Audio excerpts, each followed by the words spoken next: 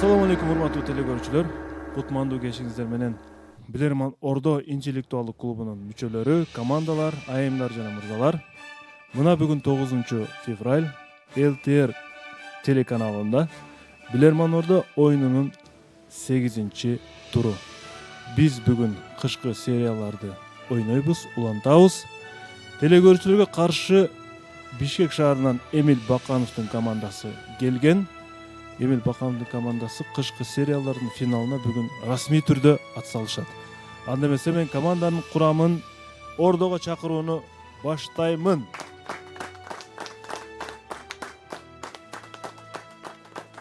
Демек, бүгүнкү оюнда Эрлан Алтыбаев чакырылат.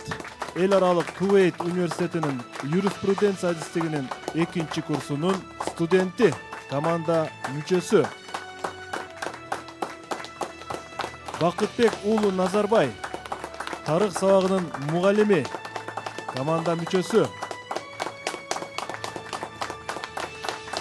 Чыңгыз Каратаев, Эл аралык университетинин 3 курсунун студенти.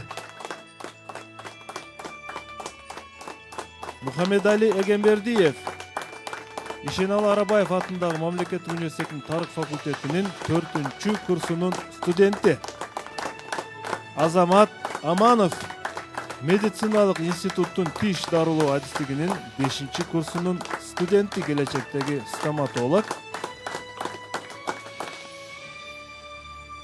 Жана команда капитаны Эмилбек Баканов, Кыргыз мамлекеттик университетинин магистри, тарыхчы.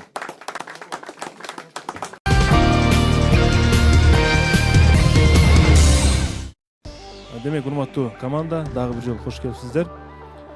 Эмил мырза, команда оюнга даярбы? Команда оюнга даяр. Анда биз оюнду баштадык. Оюндун башкы демөөрчүсү Нуркелди курулуш компаниясы.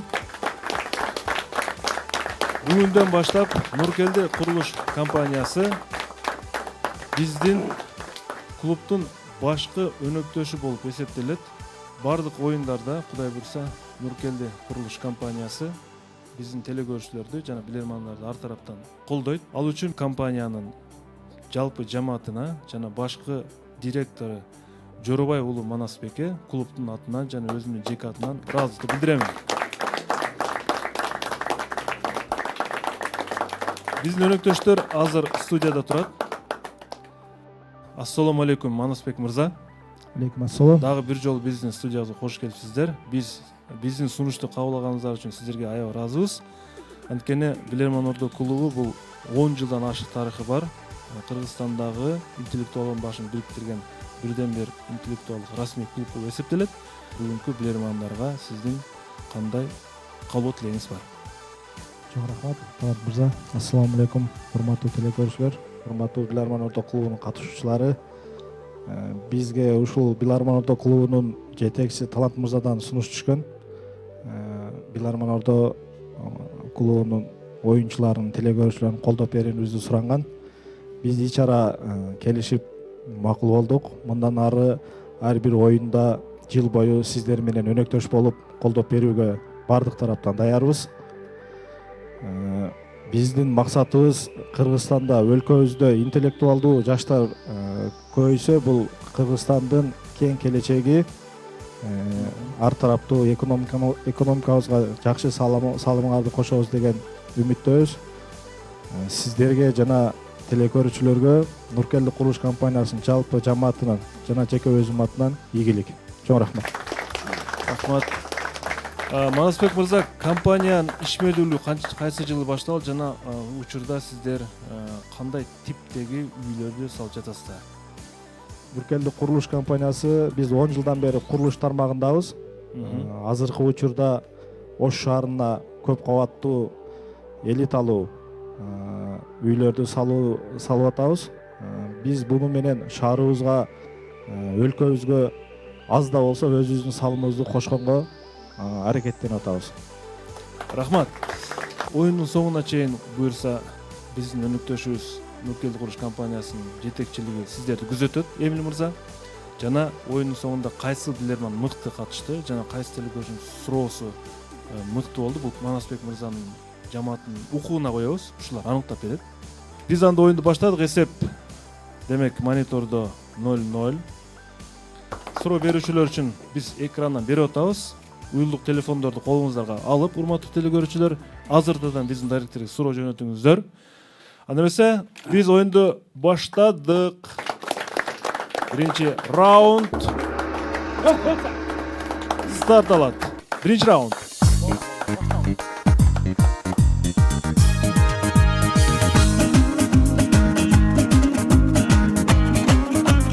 Негизинен команданын курамында тарыхчылар бар.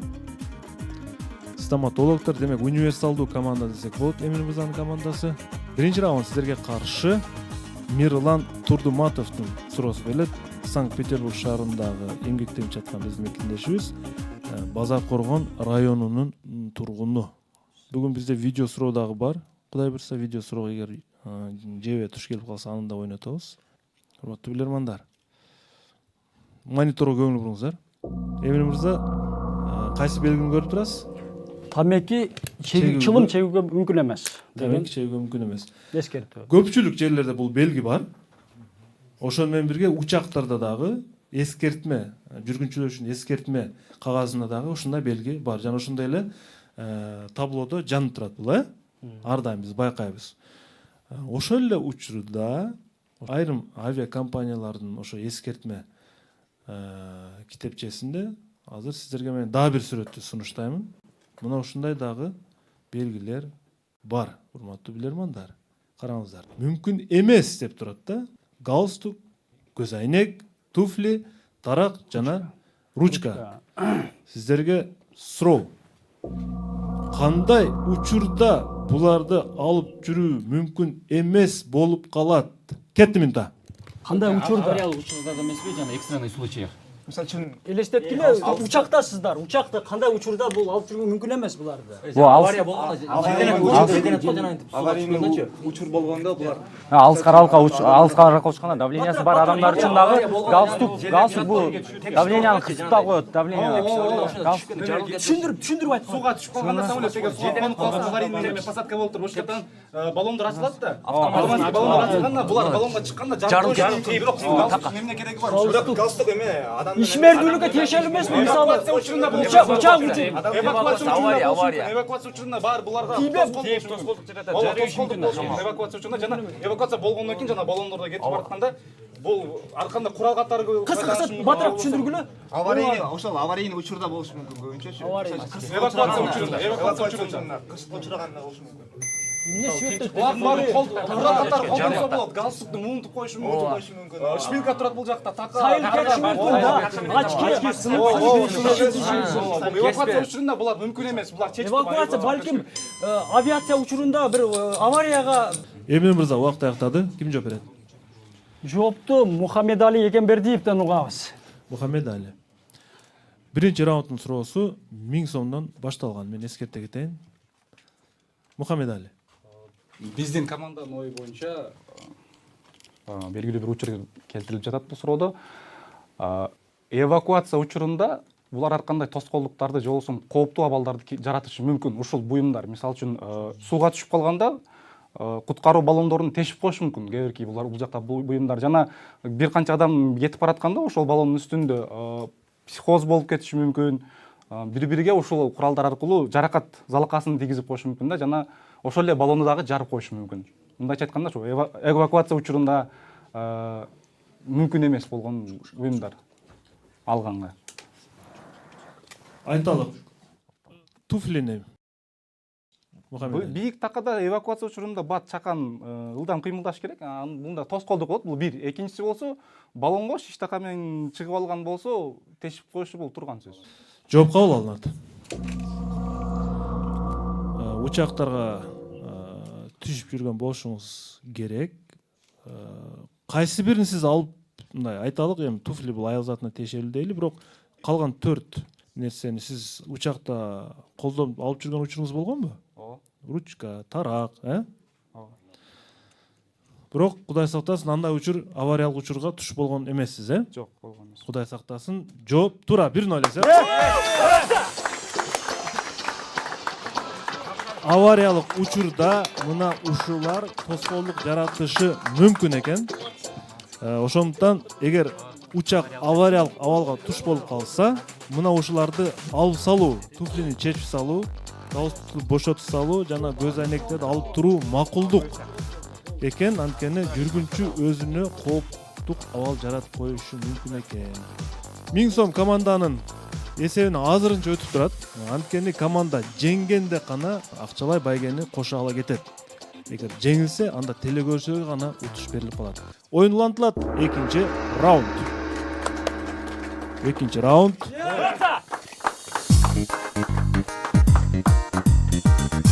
Учак дүйнө жүзүндөгү эң коопсуз транспорт каражаттарына кирет. Бирок ар кандай кырсыктап калган учурда көп адам өмүрү зыян тартып калышы мүмкүн. Демөөрчүдөн суроо. Бул демек биздин демөөрчү Нуркелди курулуш компаниясынан сиздерге суроо.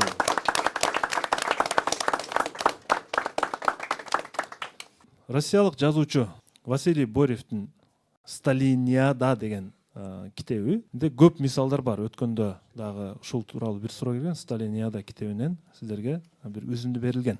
Өткөндө Ленин тууралуу суроо берилгенде, Ленин поездде кетип баратса, поезддин рельси түгөнүп калса, Ленин эмне кылган деген суроого команда таба албай калган. Негизинен Ленин ал жерде дароо ишембилик өткөрө коюп, поезд рельсин улаган. Анткени Ленин идеологиясын ишембилик негизги орундарда турган, Эмиль мырза билесиз. Эми Сталин ошол поездде бара жатып, ошондо эле рельс аяктап түгөнүп калды. Поезд рельс түгөнүп калды. Поездди жүргүзүш керек. Сталин кандай ыкма колдонот? Кетти минут. Сталинден келип чыккыла.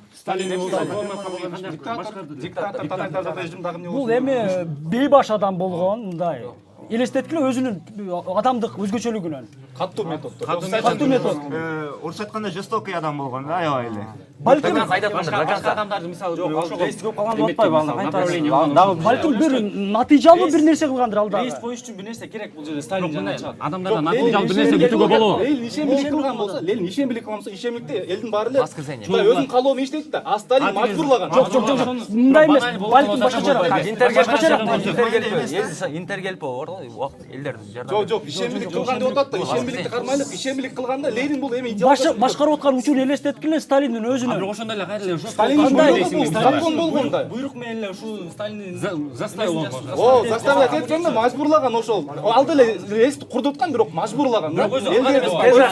Ишембилик бул ыктыярдуу түрдө бирок тиги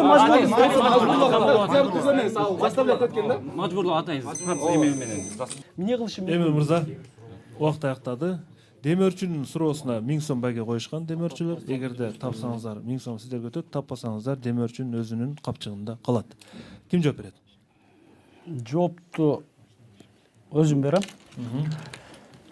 Биздин жооп төмөндөгүчө болмокчу. Сталин темир жолдун токтоп калган жерине келгенде мүмкүн ал башкачараак метод колдонгон, өзүнүн өзгөчөлүгүнөн, инсандык өзгөчөлүгүнөн келип чыгып айта турган болсок, ал жумушчуларды мажбурлоо ыкмасына салып туруп, жолду тезирээк бүтүрүүнү көздөгөн. Жол ушундай жол туткан. Мажбурлоонун түрү көп. Кайсы түрүн колдонушу мүмкүн Сталин? Бизге анык так жооп керек. Эмил. Эмгекке мажбурлоо, эмгек кара жумушка мажбурлоо. Мисалы. Ленин ишембилик менен рельсти улатты. Сталин кандай кылды? Иштеттиби Сталин? Эмгекке жол болсом кара жумушка мажбурлоо менен тартты тиги жумушчуларды. Бул сиздин жооңуз. Жооп кабыл алынат. Мен туура жоопту айтам. Сталин тууралуу коомдо ар түрдүү пикирлер бар бүгүнкү күндө. Ошол эле учурда репрессияны Сталинге байлап келген көрүнүштөр көп. Сталиндик репрессия деп. Демек, поезд ушундай абалга туш болду.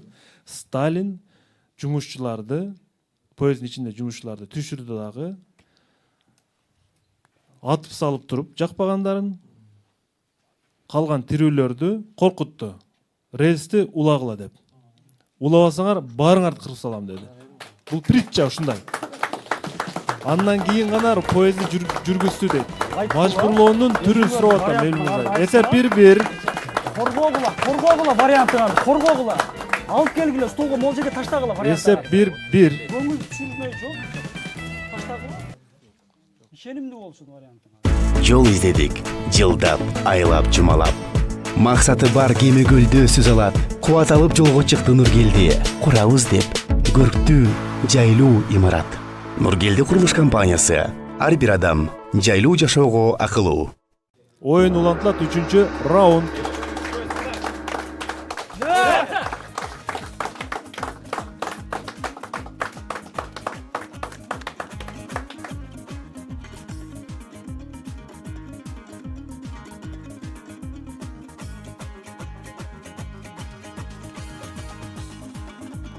$1300 байга коюлат. Бул 3-чү раундга силерге каршы Аксы районунан Гүлжамал Ахмедова суроо берет.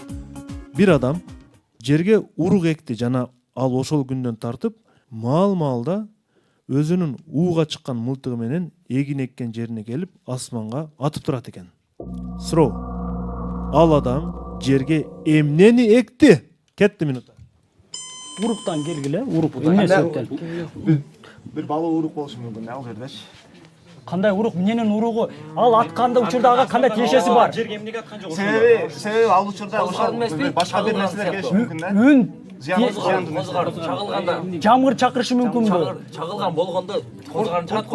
Чагылган эмес, жамгыр жаганда болот козгарын. Куртку мускалардан сактаган балким келип туруп мылтыгын аткандагы. Жок,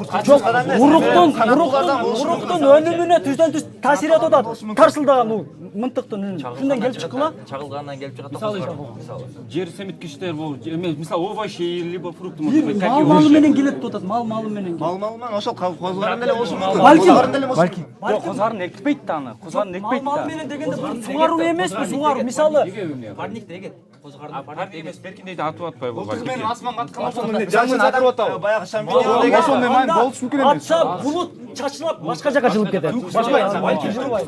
Балким түнкүсүн атат анычы. Неге? Түнкүсүн атканда от чыгат. Мен ойлоп атам. Бул жанбарларды сакта мал менен келтирип асманга жедире койгон эмес да. Качырып турган жанбарлар. Асманга ок атып туруп чыгат. Асманда козгарын болушу мүмкүн шампиньон. трассер ок болсо, эгер трассер ок болсо ал Эмне мырза? Эмне үчүн ал асманга атып атат? Эмне мырза? Жоопту Бакытбек уулу Назарбайдан угабыз. Назарбай. Биз команда менен келишип бир ойго токтолдук. Бул козгарындын уругун себиши мүмкүн. Козгарынды негизинен эгерде ал мал менен келип атып турган болсо, мисалы үчүн түнкүсүндө ойлодук. Түнкүсүн убакыт мал менен. Түнкүсүн ок атканда октогу чыккан үн жаркыраган жанда чагылгандыкындай болот. Чагылганда билесиз, чагылган жаркыраганда эртеси козгарын чыгат деп коет. Ошондой эле биз бул трассер ок менен атылган болсо, мисалы үчүн ок кайсыл жерге багыты барганы көрүнөт да. Ошол сыяктуу чагылган сыяктуу болуп, жана козгарын жанагы күн күркүрөгөндө чыгат деген эле ок атылганда бул дагы козгардын тез өсүшүнө пайда берет. Демек сиз козгарын эккенди ойлойсуз. Өзүңүз козгарынды жактырасызбы, жокпу, Назарбай? Жактырам негизинен, бирок уулуу болгондуктан көп айырмалай албай. Жегенде абайлап жейбиз да. Бирок сиздин жообуңуз туура. 2-1 эсеп. Мылтык менен бул кошумча аба жасалма аба ырайына өзгөртүү киргизип, козгарынын тез чыгышына өбөлгө түзгөн. Инстаграмда жана Фейсбукта Билерман Ордо деп жөнөтүңүздөр. 4-чү раунд.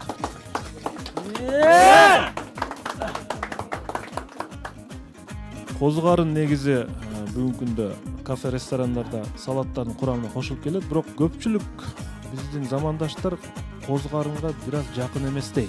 Бирок ошол учурда витаминдерге аябай бай деп да айтылат. Нур Илим Нурлан уулу Ош шаарынын тургуну сиздерге каршы суроо берет. Урматтуу билермандар, National Geographic деген телеканал бар, билесиздер. Ал жерде жаныбарлар дүйнөсү тууралуу ар кандай видео репортаждар берилет. Негизинен арстандар, бизондорго кол салган учурлар көп, олжо кылып. Бирок ошол эле учурда бизондор арстанды да курчап алган учурлар көп. Мисалы үчүн ошондой көрсөтүүлөрдүн биринде ушундай бир кадр бар. Арстан бизондордун курчоосунда калып, өзүнүн жанында турган даракка чыгып, жанын куткармакчы болот. Арстан даракка чыгып кетет. Жерге түшө албайт. Түшсө бизондор мүйүздөрү менен аны тимеле жанчыйт. Бир 10 чакты бизон уруп алган.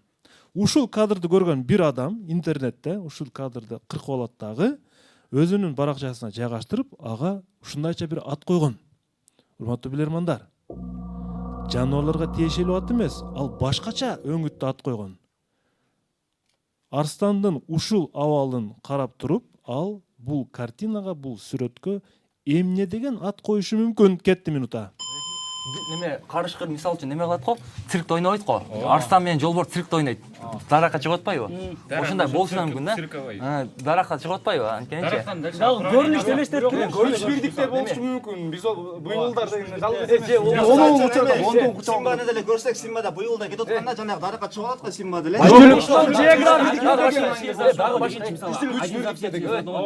Мисалы National Geographic көрүнгөн нерсени жарыя кыла бербейт да. Бул бир интернетте көрүп калган бир кишинин статусу деп ошол сөзү кыркып алып туруп статус коюп алат. Күч бирдикте деп тема коюп жаныбарларга басым болуп Жаныбарлардын баатын эмес го, падышасы жогору чыгып алган, бийге чыгып алган. элдин арасында Бийге чыгып алган. ошондо күч бирдиктер болгон деген мааниге бара албайт. Балким один за всех. же жаныбарлар дүйнөсүндө митинг. Один за всех. Жаныбарлар дүйнөсүндө митинг же жогоруга чыгып кеткен. Баары эме арстан өзүнүн эмесин Бирок андай да кандай белги ал баары бир такка чыгып атпайбы ал. такка турат, ошо бийикте турат дагы эле, ордун жоготпойт. Ал эме чарасыз болуп калды. Убакыт аяктады. Эмир мырза. Аманов Азаматтан угабыз. Көптөгөн сунуштар чыкты. Бирок бунун арасынан биз эң жакын, эң туура деп ойлогонубуз бул күч бирдикте деп таптык. Күч бирдикте деп жазып койгон. Чыгарып ошол адам. Демек сиз басымды бизондорго берип атасыз. Ооба, басымды бизондорго берип атасыз. Жооп кабыл алынат. Ордодон кандай пикир бар? Биздин оюбузча шахмат деп ат коюш мүмкүн деп атабыз. Эми баягы жаныбарлардын падышасы арстан шах болгон үчүн ошол жерге барып айласыз абалда калган үчүн шахмат болду дегендей ат коюш мүмкүн. Түшүнүктүү. Дагы кимде вариант бар? Шахмат деп ат коюшу мүмкүн дейт. Анткени арстан өлдү деп атат. Урматтуу билермандар, мен туура жоопту айтам. Абалды элестетиңиздер. Даракта тырмышкан арстан бир нече убакыттан кийин ал сөзсүз өлөт. Анткени видеонун соңунда арстанды өлтүрөт бизондор. Ал адам бул сүрөткө шахмат жана арстандын өлүмү деп жооп берди. 2-2 эсеп, 2-2. Телекөрүүчүлөр кайрадан теңдешти. Нурлан уулу Нур Илим Ош шаарынын тургуну бул сурообуз үчүн 1500 сом акчалай утушка ээ болду. Телекөрүүчүнү куттуктайбыз мукту суроосу үчүн.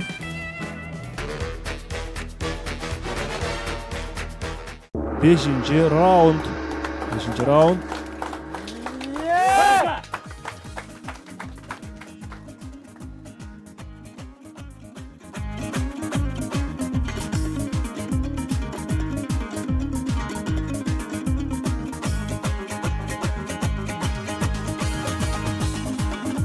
Акбар Калматов, Кара Суу районунун тургуну. Сиздерге каршы суроо берет. Суроосунун байгеси 1600 сом. Шахматтан негизинен ким жакшы ойнойт Эмил мырза командада? Мухаммедали Эгембердиев.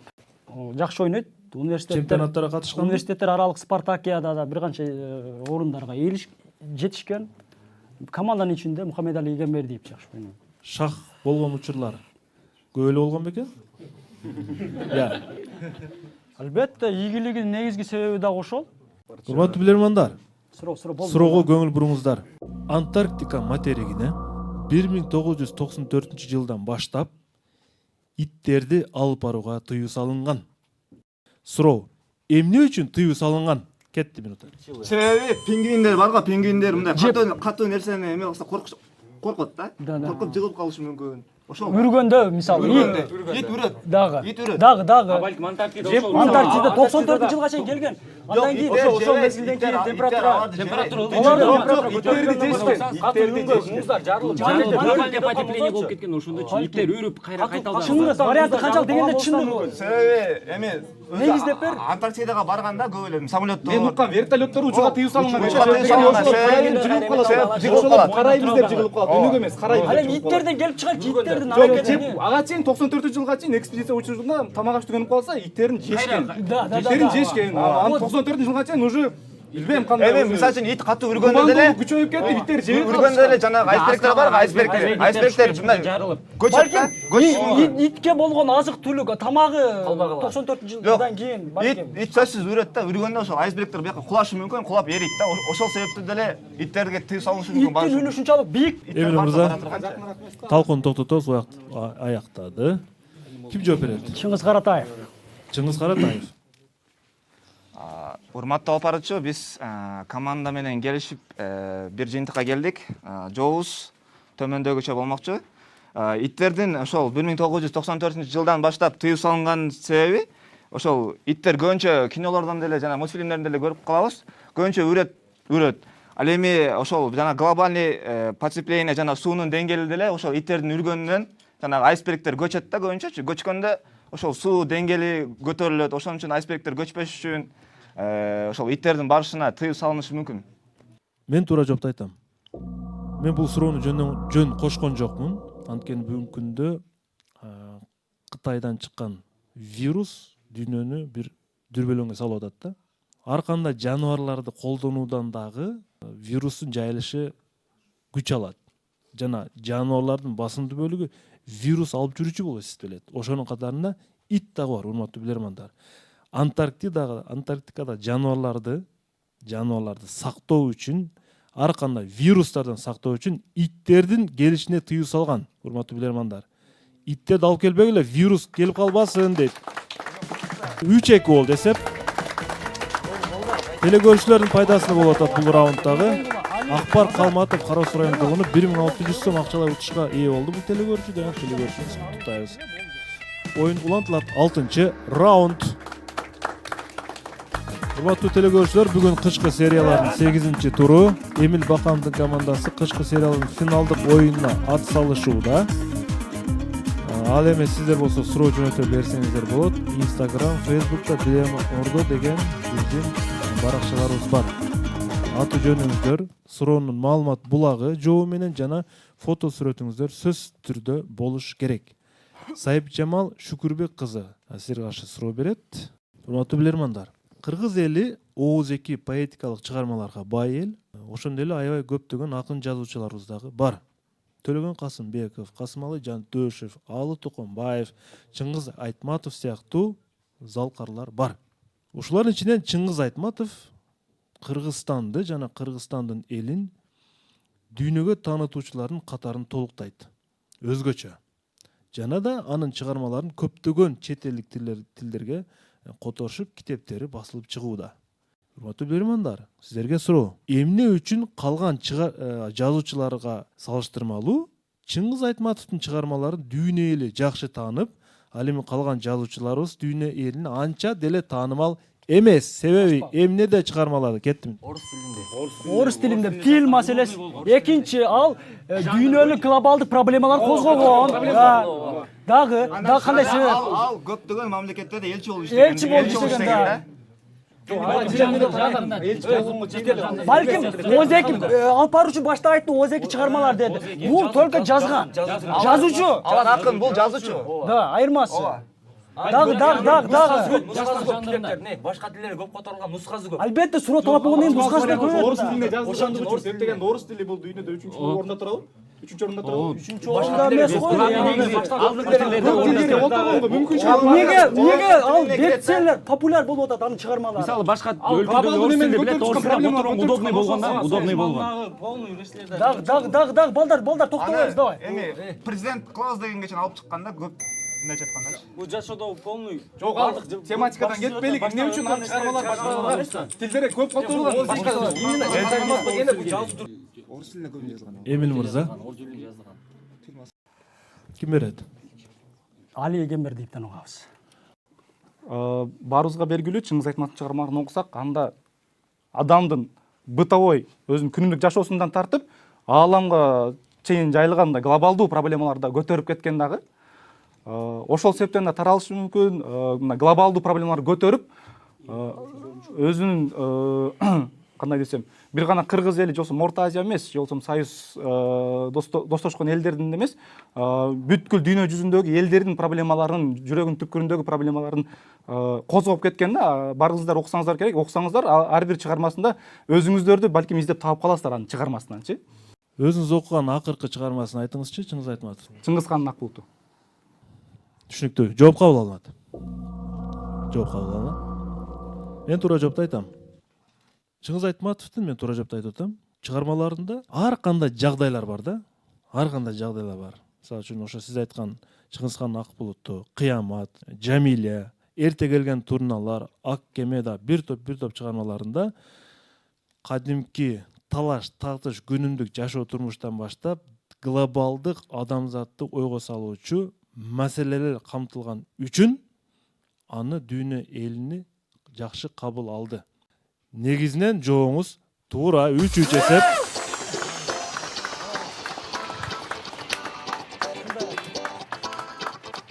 Ошол эле жоламан маңкурт маселесинде буну дүйнөдөгү бардык жазуучулар ушул жерлеринде ушул өңүткө маани беришет да.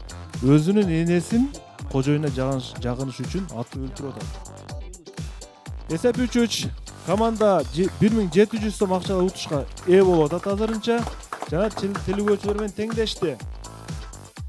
Мен ушул жерден бүгүнкү күндө биздин студиябызда турган азыркы учурда биздин өнөктөшүбүз Манасбек мырзага жана Бакыт мырзага кайрыла кетсем, азырынча кайсы билерман мындай бир өзгөчө бир оюн көрсөтүп атат. Сиздердин оюңуздар уга кетели, Манас мырза. Биздин оюңуз 6-раунд соңуна чыкты. Мухаммед Али оюнга активдүүлүгүн көргөзүп атат. Көп таланттуу, көп кырдуу жигит экенин Биларман Ордо клубунда дагы бир жолу далилдеп отурат. Азырынча демек Мухаммед Али мырза активдүүлүгүн көрсөтүп атат деп Манас мырза өзүнүн оюн айтты. 7-раунд. 7-раунд.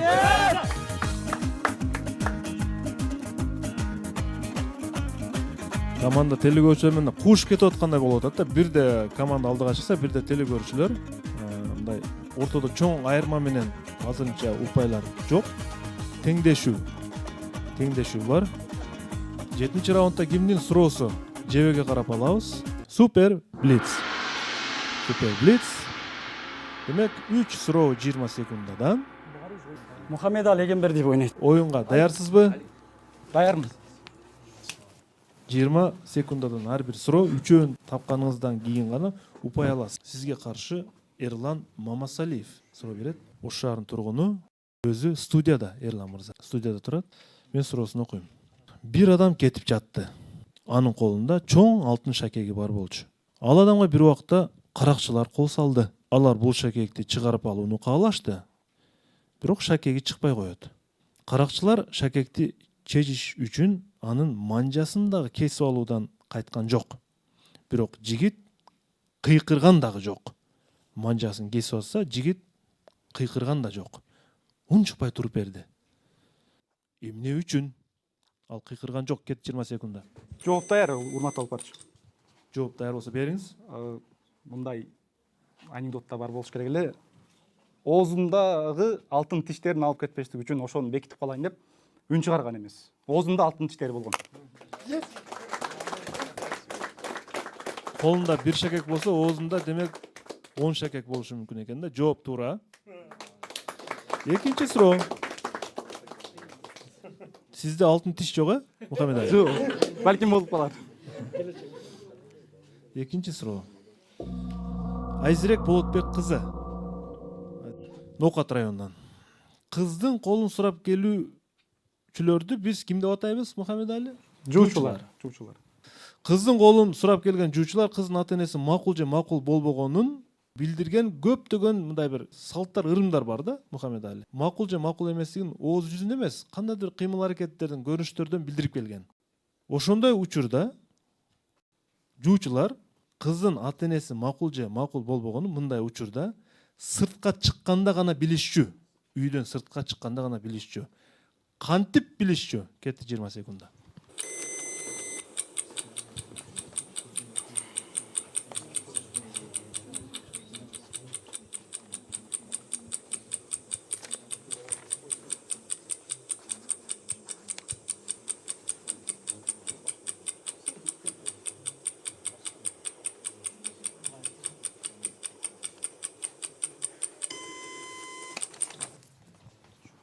Мухаммед Али.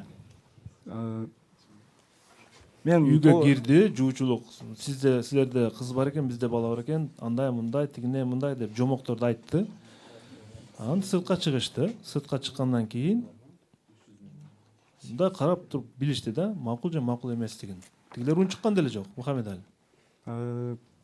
Мен бул суроого так жооп билбейт экен, бирок негизи жуучулукка деле барган эмесмин, тоскон да эмесмин жуучуларды. Мен оюмча биздин элде, меймандос элде конокко барганда да дагара көтөрүп барасың, бирдемке ала барасың да. Келгенде да көтөрүп келесиң да. Кеткенден ошол кайра көтөрүп кетип атканда анын ичиндеги нерселерин алып өздөрүнүкүн салат да. Конок тоскондор. Ошондо нан салганда балким нанды так же жууп кылып салып коюшу мүмкүн да. Балким жууп салганы макул, так салганы кечирип койгула. Болбой калды, жакпай калдыңар дегенди жумшартып, ушинтип сырдуу кылып айтканым да, ошол. Мандем ошондо жатат. Түшүнүктүү. Мен туура жоопту айтам. Сыртка чыкканда гана билишчү дегени бул чыгып баратып, демек сөзсүз түрдө үйдүн босогосундагы бут кийимдерден эле билинчү. Демек бут кийим ичкери жакты карап турса, демек ата-энеси макул болгону, бут кийимдер сыртты карап тизилген болсо, макул болбогону. Блиц раунд экинчи суроодон токтоду. 500 сом коюлган эле бул суроого. Айзек Болотбек кызы Ноокат районунан бул акчага утушка ээ болот жана эсеп 4-3. Жакшы турак көңүлдөрдү шайкылар. Андай жерден алыс качат кайгылар. Нургелдидей компанияга кошулуп, келечекке тургузалы пайдабал. Нургелди курулуш компаниясы. Бейпил турмуш үчүн бекем турак жай. 8-чи раунд. 8-чи раунд. Жуучулукка балким өзүңүз кошулуп барасыз эми, Мухаммед Али. Калпакты басып кийип, өзүңүздү билдирбеңиз. Калпакты басып кийип, чапанды кийип алып барасыз да. Бут кийимге карайсыз анан. Мыктыбек Арстанбек Бишкек шаарынан силерге каршы суроо берет. Тележурналист, коомдук ишмер видео суроо берет сиздерге. Видео суроо берет. Мыктыбек мырза жакында умра сапарында болуп келген жана ошол жактан сиздерге видео суроолор даярдаган. Мен ошол суроолордун бирин берейин сиздерге. Assalamu alaikum. Меккеде умрада өзгөчө. Умрага келгендерди ар бир мейманканадан арамга чейин 15 мүнөт автобустар ташыйт. Мен назарым мына ушундай автобустардын боорунда бир жазууга түштү. Ал эмне болгон жазуу? Караңыздар, бул автобустарда мына ушундай бир белгилер коюлган, Wi-Fi, ичинде компьютер иштетсе болот. Мунжулар үчүн коляска мүмкүн, сааты так, жана ар бири жүргүнчү отуруш керек. Бирок мына белги эмнени билдирет? Эң акыркы белгиге чакырып атат. Урматтуу билермандар. Минута кетти. Жерде адамдардын умрага сапары көп болгондугу үчүн адашып кетпеш үчүн туура автобустан ар бир автобуска туура барыш. Багыт болуп атат да, стрелка болуп атат. Бул автобустун ичинде эле нерсе көрсөтүп атат. Ойлоп тапкыла. Сыртта нерсе эмес дейсизби? Автобустун ичинде. Жок, автобустун ичинде нерсе, ошо сыртка чыгып аткандагы көрүнүш эмеспи бул? Мисалы аял менен эркек өзүнчө чыгып бөлүпчү. Мисалы ислам анда эки стрелка болуш керек. Эки эшик ойлогула кегиле батыраак. Стрелка бул сайып турбайбы ошол бул адрес ушул неме, о, конечный неме деп турчу. Ошол бозулгон жер деп чекке барат деген. Ошол немеге токтомоюнча түшпөгүлө деген. Эмеге мейманканага апарат го эмелердичи. Жок, эшик ачылмайынча түшпөгүлө дейт. Артында эшик да турат, көрүп турасыңарбы? эшик ачылмайынча түшпөгүлө деп атат. Эшик ачылмайынча анда крес сыяктуу болуш керек. Жок, же болбосо эшик ачылып, парковка токтогон, мындай белгиленген жерге токтогондон кийин гана түшкүлө деген маани да.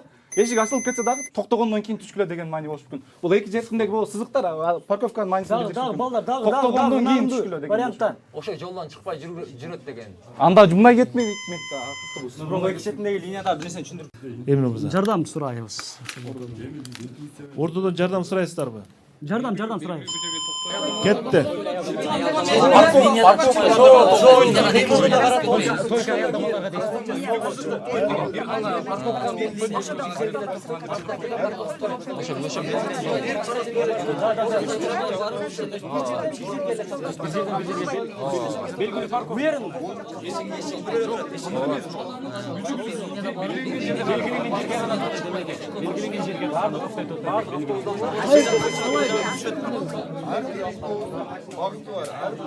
Жардам токтотобуз.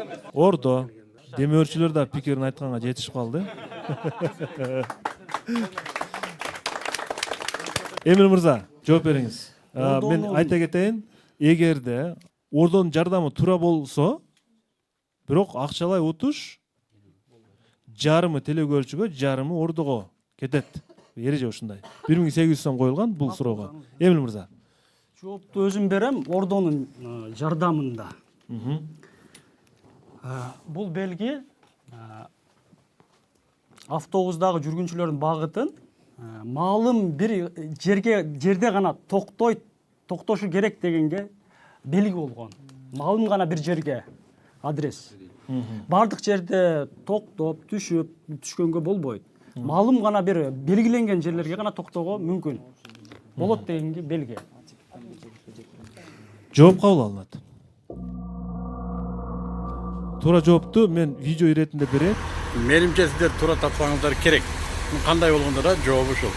Бул бир чекиттен экинчи чекитке чейин маршруту так дегенди билдирет. Тагыраак айтканда мейманканадан харамга чейин гана. Демек, өзүңүздөр уктуңуздар, белгиленген бир чекиттен экинчи чекитке чейин гана жүрөт. Жолдо токтобойт деген, токтоп түшүрбөйт деген белги. Жооп негизинен туура. Эсеп 4-4. Ордон жардам менен команда 1 упай ала алды. Жана учурдан пайдаланып ордонун жалпы бизге жардам берген жана биз менен болгон билермандарга терең ыраазычылык билдиребиз. 9-чу раунд.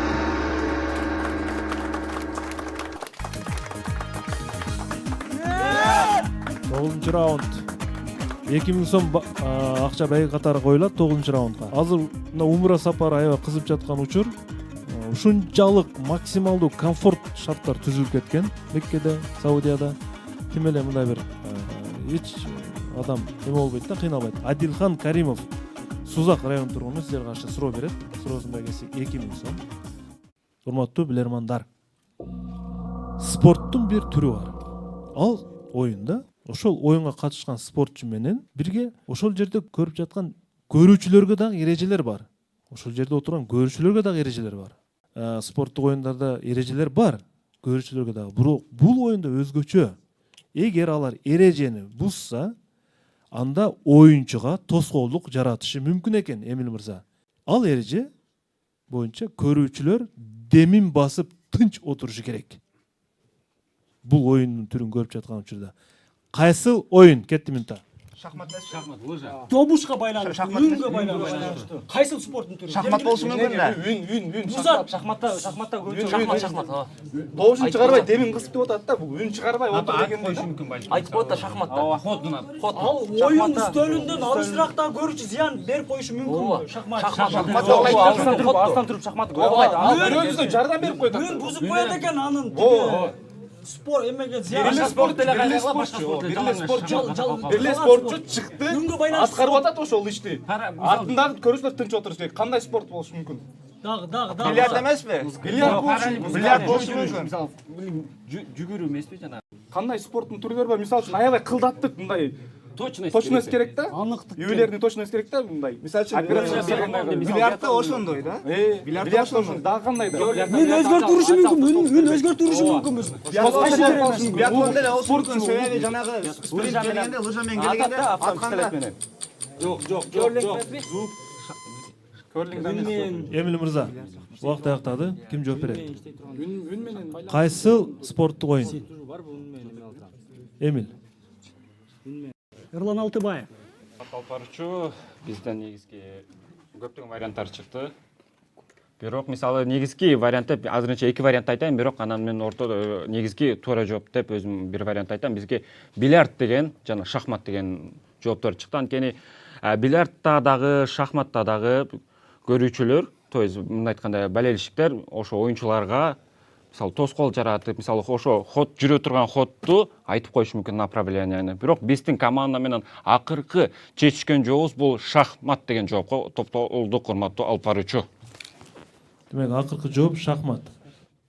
Ооба, урматтуу Алпарычу, шахмат. Туура жооп бул бильярд оюну, урматтуу билермандар. Бильярд оюну. Бильярд оюнунда телекөрүүчүлөр тынч отурушу талап кылынат. Анткени оюнчу өтө геометрикалык такталган моменттерди гана кармаш керек. Туура жооп сиздерде оозуңарда турган туура жооп эле, бирок айла жок шахматка чечим кылдыңар. Эсеп 5-4. Адилхан Каримов Жалал Абад облустук районунан 2000 сом акчалай утушка ээ болду. Биз куттуктайбыз телекөрүүчү. 10-чу раунд. 10-чу раунд. Урматтуу телекөрүүчүлөр, урматтуу интеллектуалдар, эгер сиздерде интеллектуалдык база күчтүү болсо, кругозоруңузда кенен болсо, 6 адамдан куралган команда түзүп, биздин Билерман Ордо клубуна мүчө болуп, оюн ойносоңуздар болот. Билерман Ордо оюну сиздердин интеллектуалдык дараметиңиздерди курчутуучу оюн. Зарлыкбек Токтосунов Сузак районунан бул телекөрүүчү дагы сиздерге каршы суроо берет. Суроосунун байгеси 2200 сом. Урматтуу билермандар, Россия императору Петр I 1714 жылы мыйзам чыгарды. Мыйзамда ушул нерсени кылган адамдарга каршы жаза катары атайын жасалган салмагы 8 килограммды түзгөн чугундан жасалган чынжырланган медальды мойындарына тагышкан. Бул атайын жасалган медаль айыпталуучулардын мойнунда бир жума тагылып турган.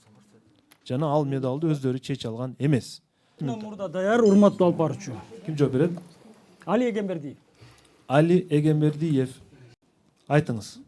Петр I 1714 жылы аракетчтерге ушундай мыйзам чыгарганда, аракетчтерди ушинтип жазалаганда мойнуна ошол золуга сыяктуу бир чоң бир темирди, чынжырланган темирди мойнуна чынжырлап коюшкан дагы салмагы 8 килограммга чейинки болгон чынжырды.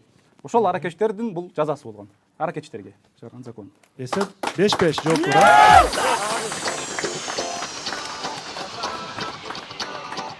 Командада 1 минутта бүтүндөй үнөмдө калды. Анткени команда туура жооп берди. Коомго айтчу, чоң жаңылык жар салып, колу коңушу туугандарга айталык. Эмгек менен иш баштады Нургелди, элге кызмат кылуу үчүн там салып. Нургелди курулуш компаниясы. Жашообуз жакшылыктарга бай болсун. Өтө чечүүчү раундда турабыз. 11-чи раунд.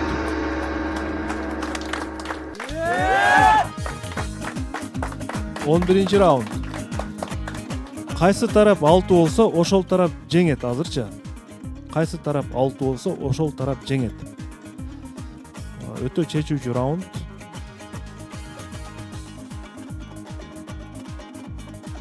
Жолдубүбү Калилова, Балыкчы шаарынын тургуну, пенсионер телекөрүүчү. Сиздерге каршы суроо. Суроосунун байгеси 2300 сом. Урматтуу Билерман Ордо оюнунун катышуучулары. Израиль мамлекети чөлдө жайгашкан мамлекет, негизинен ысык чөлдүү жер. Бирок ага карабастан бак дарактары көп, аябай арбын тигилген, мындайча айтканда жашыл аймакка айланган мамлекет. Салыштырмалуу. Сиздерге суроо. Кандай иш аракети аркылуу, кандай улуттук бир көз карашы аркылуу ал Израиль эли чөлдөгү өлкөсүн бактарактуу аймакка айландырып алышты. Мунун сыры эмнеде? Бир адамда 5 дарак, 10 дарак деген ушундай бир чакырыктар болгондур балким. Балким сууну үнөмдөшкөн, сууну опуш үнөмдөшкөн, дарак неден көгөрөт? Судан көгөрөт. Деңиз бар. Деңиз бар болсо, аны айсбергтерди жанагы азыр алып келген. Жер ортолук деңизи ал жакта. Жок, жер ортолук деңизи ал жакта жок. Жок, идеология улут еврейлердин өзүнөн келип чыгат. Сууду үнөмдөгөн алар, сууду үнөмдөгөн. Бул Израиль негизи еврейлерде, еврейлерде көп жолу анекдоттор бар да. Зыкым, зыкымда алар. Естен кан чыкпаган адамдарда элде ошол алар сууду аябай сууду үнөмдөгөн дагы бактара короткон ошол көктөгөн. Дарак эгүүчү балким, дарак. бул жерде проблема суу болуп атат да, суу. Проблема дарак эмнеден көгөрөт? Суудан көгөрөт. Чөлдө деп атат. Эмне үчүн чөлдө? Башкаларга караганда эмне үчүн булар көгөрүп атат? Чөлдө деп атат да. Сууну экономдогон, булардын девизи сууду экономдогон деген да. Бул адашпасам Японияда дагы бар ушундай неме. Аргумент айтсаң дагы аргумент. Чөлдө деп атат. Деңизден деле сууну обработка этсе болот. Мисалы үчүн бириккен араб эмираттары ошол принцип колдонот. Ал Иракта ал. Жок, бар ошол деле чөлдөн апарган да, чөлдү. Суу тартып барган канал. Ооба, эгер аны деңизден обработка кылса, ошондо деле сууду үнөмдүү пайдалануу, жакшы пайдалануу болот да ошондо, туурабы? Дагы кандай варианттар айтып койгула. Асма бактарда эле, ал деле суу проблема жерден эле суу тартып барган да. Ар бир адамдан бирден кудук казганбы? Мурдагы деңиз болгон болсо, балким кудук казса да. Мурда деңиз болгон эмес, деңиз жээгиндеги жакшы жер ортолук деңиз. айсбергтерди алып келген эмес балар. Алабыз сүнөттү кайталап. Урматтуу алып баруучу, Эмил мырза. Ким жооп берет? өтөт. Оор бир абалда турабыз, чечкиндүү. Кырдын нары жагында турабыз. Бул жакка өтсөк жашоо, нары өтсө эме сыяктуу ушундай абалда турабыз да. Эми түшүндүрө кеткенде жоопту ишенип Мухаммедали Эгембердиев жооп берет. Мухаммедали Эгембердиев. Петр Биринчинин баягы О, золосу турат деген сөз. Азыр ошол золону оодарганга өзүм желкемден аракет кылып көрөм. Барыбызга белгилүү, еврейлер негизи эле бай келет да. Алардын бай болушунун сыры алар аябай үнөмдүү колдонот да, ресурстарды үнөмдүү колдонот да.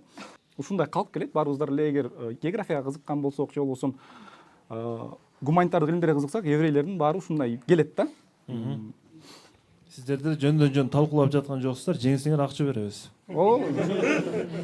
Еврейлер бул бардыгын алмак да, байкап дегендей да. Суроонго жооп булар бактарактарды тигип, аны таштап койбостон аларга аябай жакшы мамиле кылышкан.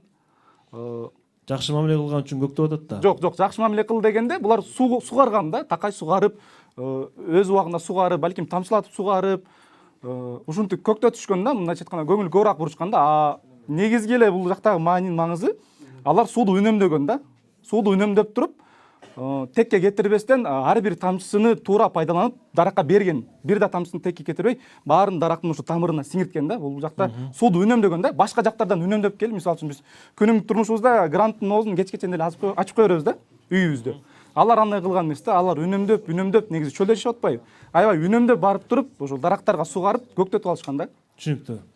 Демек сууду үнөмдөө менен жашыл аймакка айландырышты деген Мухаммедалинин вариантын уктук. Жооп кабыл алынат.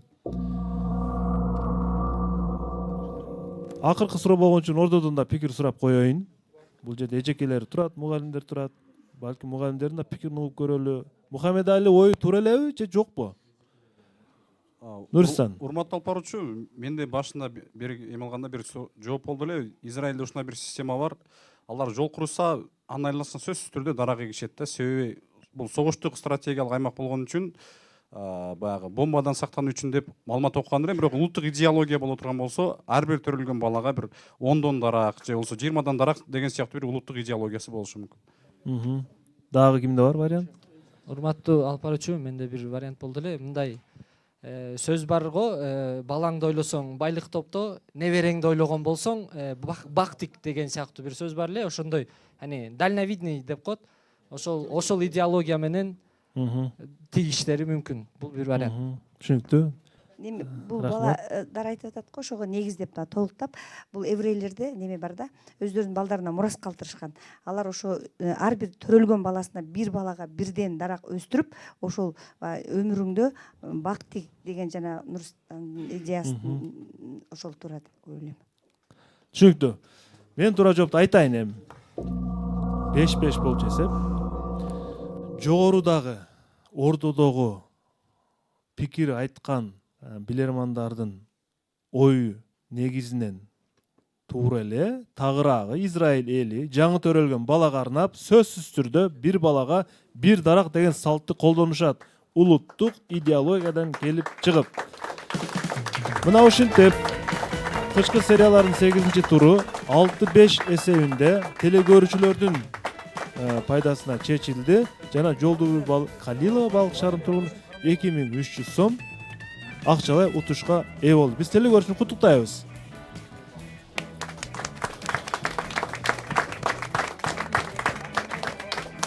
Бир упай айырма менен оюн жыйынтыкталып атат. Бир гана упай айырма менен бул жерде турган биздин башкы өнөктөшүбүз Нуркелди курулуш компаниясынын башкы директору Манас мырза жана өкүлдөр бул жерде турушат.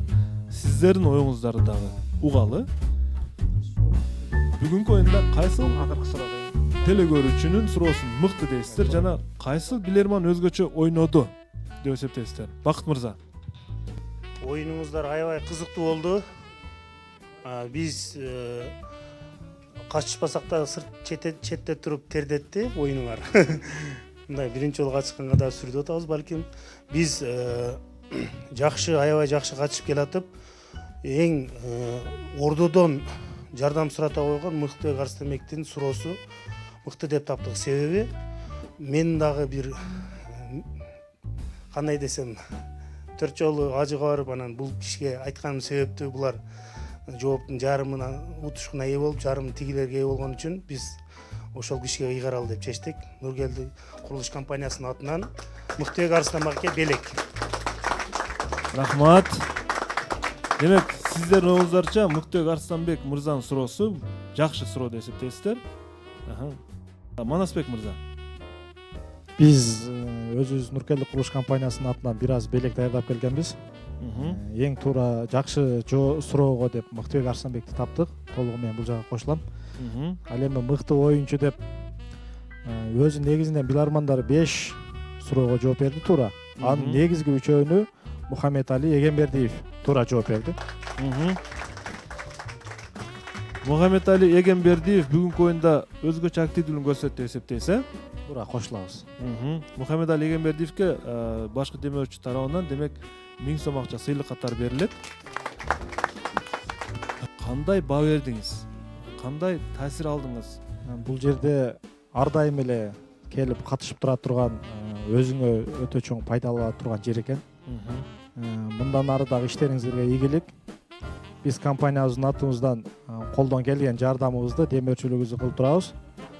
Келип ойноп берген катышуучуларга, билермандарга чоң рахмат. Барыңыздар келип ушул жерде биздин компаниянын атынан коюлган бир аз белектерге ээ болуп кетишиңиздерге тилектешпиз. Рахмат. Мухаммед Али мырза бүгүнкү оюнда мыкты оюнчу болду жана сиздин сыйлыгыңыз кабыл алып коюңуз. Таалай мырза келип турат бул жерде. Таалай мырза куш келипсиз. Урматтуу алып баруучу, саламатсызбы? Саламатсыздар бордо. Мен 3 жылдан бери эми келип атам бүгүн. 2017-жылы февраль айында 40 оюнумду өткөрүп, ушул оюнда катышпай жүрдүм эле. Бирок ошондо сиз дагы мен сыртта жүрүп деле көрүп турдум, тынбай. Азыр менин ордого бере турган баам телекөрүүчүлөр өтө өнүгүп кеткен азыр. Суроолор өтө татаалданып кеткен чындыгында. Бирок ушул нерсени дагы айтса болот, биз мындан 10 жыл мурда окуп, унутуп калган нерселерди телекөрүүчүлөр эми окуп туруп суроо кылып жөнөтүп атат да. Ошол нерсеге дагы көпчүлүгүбүз мындай ээ болуп байкап турабыз ошону. Телекөрүүчүлөр бул эмнени айтсак болот? Бул биздин клуб, Билерман Ордо клубу телекөрүүчүлөрдү дагы окууга, изилденүүгө шыктандырды. Бул биздин клубдун жетишкендиги. Рахмат пикириңиз үчүн. Тамшан Барбол премиум класстагы торту жана адал шилингдер сиздерге белекке берилет. Кабыл алып коюңуздар.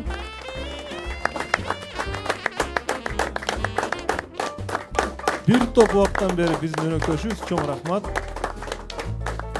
Эксклюзив торт жана токоштор. Ал эмесе, урматтуу телекөрүүчүлөр, ушун менен бүгүнкү оюн соңуна чыкты. Суроо жөнөтүңүздөр.